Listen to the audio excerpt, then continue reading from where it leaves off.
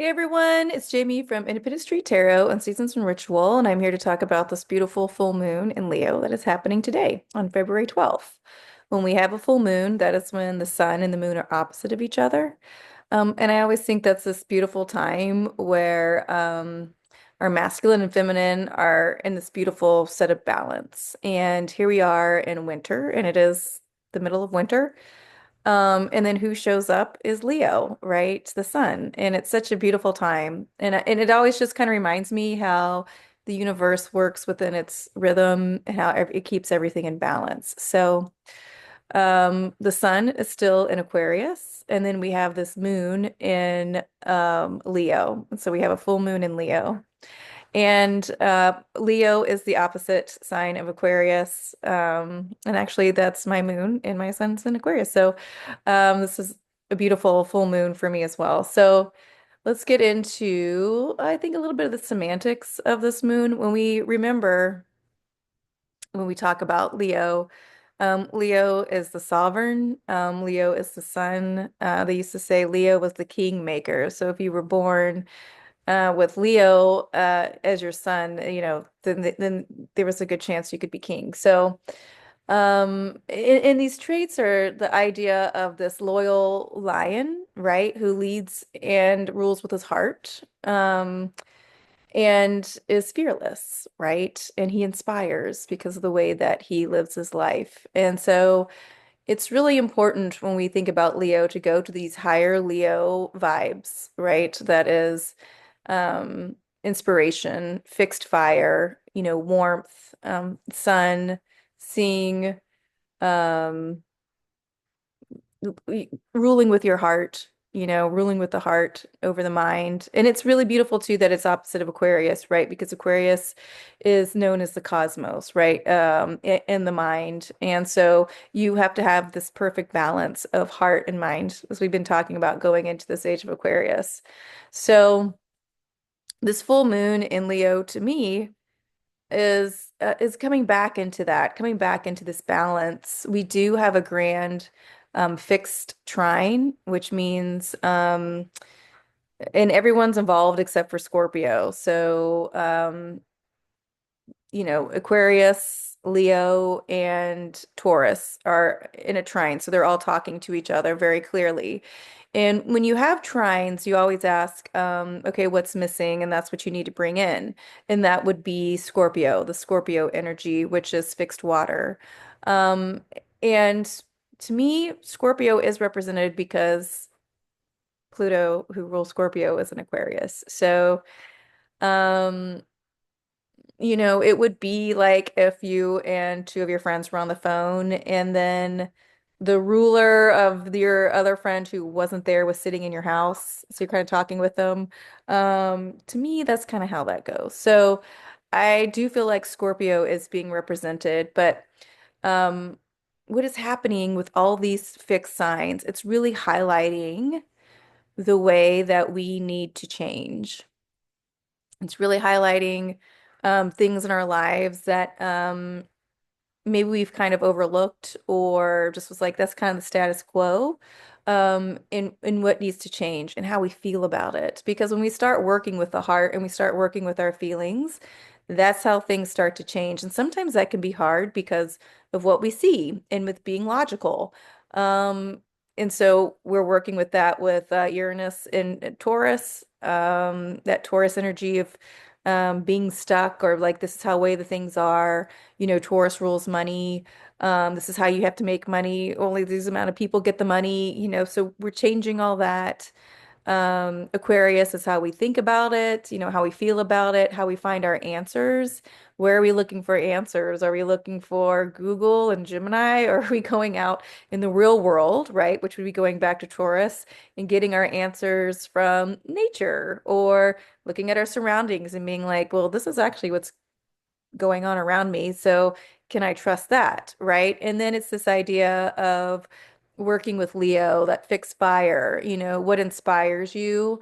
At the same time, is it lower ego, like might makes right sort of mess that we're used to, the loudest one in the room who speaks up, oh, well, they must be the smartest when That's not always the case, right? And so those fixed energies are all working with each other in order to turn over, become new, be transmuted, be transformed, right? Because we would have to bring in Scorpio, and Scorpio is ruled by Pluto. Pluto is death, right? And so these are all the energies we're working with right now at this full moon. Scorpio is also the way that we process feelings. Can we feel about something differently that maybe we felt the same way about it for years, you know? So this is a big full moon. Yes, it should be, fun and light and fiery because, think of a big, big cat, if you will. That's a nice cat, and not a mean cat, right? A cat that's maybe already had its lunch. Um, and it's that creativity in that fun and passions, right? But what's interesting is Venus right now is in Aries and she's moving through Aries at her normal clip. Mars, who rules Aries, is retrograde still in Cancer. And so while things might be going full steam ahead at some other times, they're not right now because of all what's going on in the other fire signs and with the different fiery planets like Mars and even Venus, even though she does represent Taurus. And so at this time, kind of feel like we kind of see things that are going on, but maybe we're not overly excited about them because we're still using this caution, right? That feminine energy moving through Aries is kind of taking the lay of the land, because Aries is going through and has been going through that huge transformation. Chiron is still in Aries. Um, the North Node has just left Aries, is in now in Pisces, right? Which is water. And then Mars is out of bounds in retrograde in Cancer, right? And so, um, again, I always see this as we're relearning how to use our intuition, how to create differently because Cancer is the womb, right? Cancer is cardinal water. It does represent the home. And now, right now, Mars is out of bounds, moving backwards through there, going over like, how did I perform in the home? Right? Are there things that I need to change, especially moving forward? And then Venus is moving through Aries, which is ruled by Mars. Um, and getting a new lay of this land, getting a good look to where we're going. I do believe that I'm almost reading it backwards, like most astrologers. I believe that once um, Mars turns direct at the end of the month, Venus will actually turn retrograde. I think March 1st, so just maybe 5 days after Mars turns direct. And then Venus will start to go retrograde through Aries. I think that's when we're going to maybe be a little more fired up. So, like with this full moon, maybe we are kind of figuring out what it is that we'd like to do moving forward. I don't, and I'm not just, and here's the important thing. If you're fired up and you're doing things and you're excited, keep going for them. I hate when astrologers say, well, you need to hold up. No, fucking go for it. Like we've got one life to live. Obviously, use common sense. Don't go and go to the casino and bet all your money, like again, balance, right? Balance.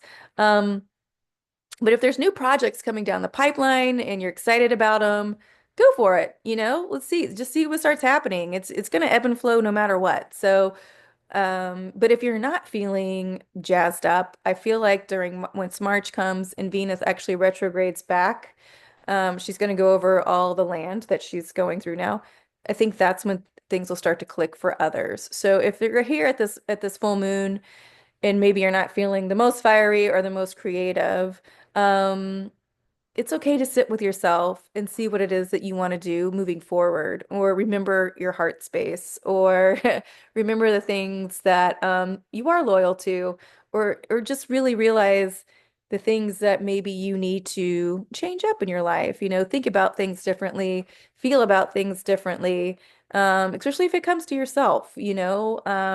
All these, this is Leo, this is sovereign, this is you, this is who you are. And if it is time for that change, make those notes, right? Make those notes. Sit down, tell yourself you love yourself, tell yourself you forgive yourself, tell yourself you're ready to quote unquote, claim what's yours in a loving way, in a beautiful way. It doesn't have to mean someone else doesn't get something. It just means that you're showing up and you're ready to claim your space. There's more than enough for everybody. There's more than enough for everybody. And I really think moving forward, the more that they kind of, the more that they're trying to show that there's scarcity, it's going to come out that there's not. There's actually seriously more than enough for everybody. So beautiful full moon in Leo. Let's pull a card. Let's say, what should we do? Let's pull a card real fast for the collective. You guys saw the Emperor on the bottom. Okay, let's pull a card real quick for a full moon in Leo. Mm, perfect. The full. Let's start this full moon as you see all that beautiful yellow, right? Claim this. You're the sovereign. You are yourself. You are you. You've got to start this trust again. And if there hasn't been a lot of trust, it's okay to have that conversation with yourself. And it's just one step at a time. It's one step at a time to get the trust back. So, what a beautiful card. We just started, this is the new year. Um, is this the first full moon of the new year? I think so. Chinese New Year.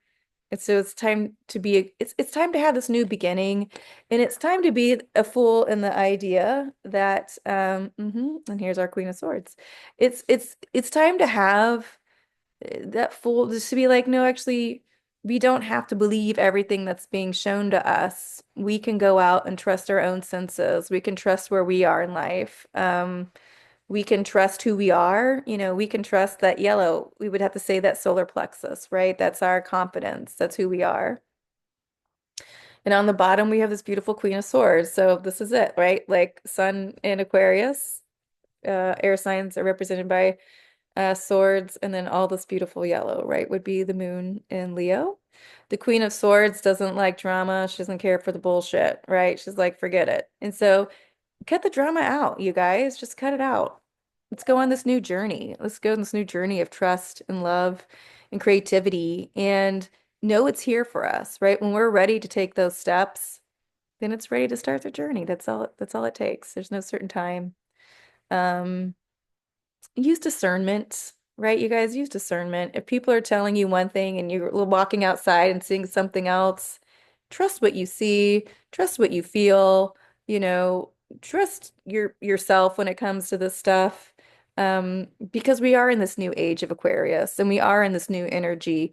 And as all those old structures start to die, um, we're on this new path of being the fool and seeing things beautifully and fun again, for the first time. So beautiful cards for a beautiful full moon. Again, don't stress out. I've had a cold for a while, so um, people are like, it's so creative and all this stuff, and I'm like, oh, I just want to take a nap. It's okay if you feel like that, right? But it is important to listen to yourself and see those parts of you, what it is that makes you feel like an individual, that makes you feel sovereign, that makes you feel like the king. It reminds you of how love works, how love propels you forward, and how it propels everyone else forward as well. So I think I'm gonna leave it at that.